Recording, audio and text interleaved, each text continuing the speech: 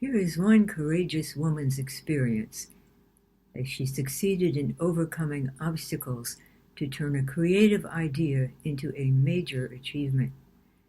Hello, I'm Judith Davis. When you have a creative idea, you need to overcome whatever barriers there may be before you can implement it. A creative idea is one in which two unrelated thoughts come together to form a new idea. In my last post, I described some of the internal barriers that we might have, such as inertia and the influence of custom. Here, we'll see an example of external barriers and how this woman overcame them. But first, the creative idea. A brilliant woman I know, Carolyn Finney, Ph.D., a psychologist and political activist, learned several things that enabled her to form an incredibly creative idea. Our local schools couldn't afford to serve healthy salads at lunch. Our local food banks weren't able to get good produce. Our sanitary district was discharging millions of gallons of treated wastewater daily into the bay, a huge waste in an area that suffers from drought, water that could be further treated to serve agriculture. The sanitary district owned adjacent land that was unused. Her idea? Why not develop a farm on the unused land adjacent to the sanitary district and irrigate it with the water that would otherwise flow wastefully into the bay? A farm that would grow produce for schools and food banks. How could she make this happen? There were a number of barriers she had to overcome. Lack of knowledge. A psychologist turned farmer?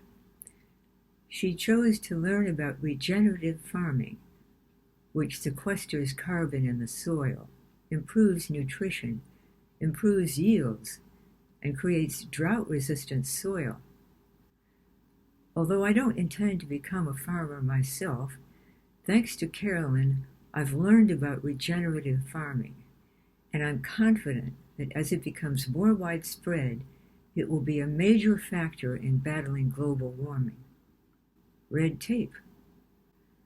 She had to struggle with various governmental organizations to get various permissions and permits to begin creating the farm. These permissions came very slowly. They came on what Carolyn refers to as government time. Even a nearby local airport put up barriers.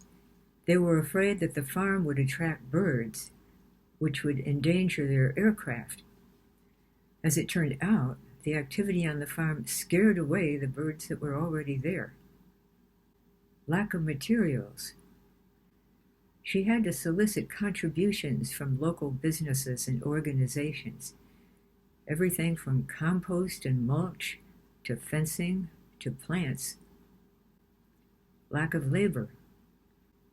She solicited volunteer help from friends, political associates, high school students, and Boy Scouts. The farm is now well underway. Using just one of its 15 acres so far, it's produced many thousands of pounds of produce. And the farm offers classes and internships in sustainable agriculture. What did it take for Carolyn to overcome all of those barriers? Persistence. It took Carolyn several years to bring her idea to fruition. While frustrated by the external barriers, I believe that red tape was the worst of them, she tenaciously hung in there until she accomplished her goal. Courage. Most of all, this endeavor required tremendous courage. As I mentioned in my previous post, it takes courage to renounce an established way of doing things. It involves confronting the unknown. Will it work? If it doesn't, will that cause difficulties? Carolyn embraced both her own new idea and the new idea of regenerative farming. She had the courage to approach and tangle with governmental organizations, and the courage to approach people and organizations who could provide necessary assistance and ask for their help. She's an amazing person. Carolyn accomplished all this by herself, with the help of people she had the initiative and courage to enlist. For most of us, creating and embracing an idea of this significance would require the help of our inner guide.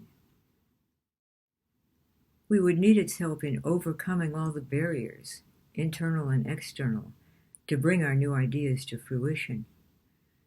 And because it's dedicated to increasing our comfort, it works to eliminate any fears we might have, which gives us the necessary courage to implement our creative ideas.